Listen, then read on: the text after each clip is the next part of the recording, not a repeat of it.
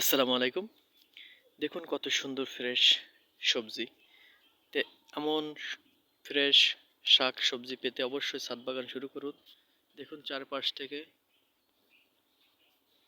সবজি চাষ শুরু করা হচ্ছে ছাদ বাগানের।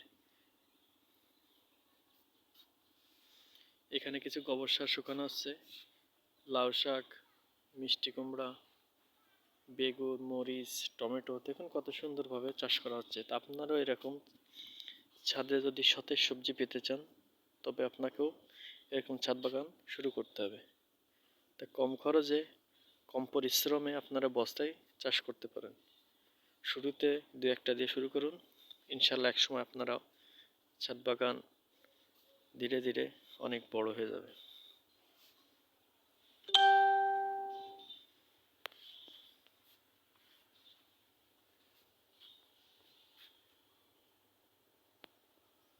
ধন্যবাদ সবাইকে।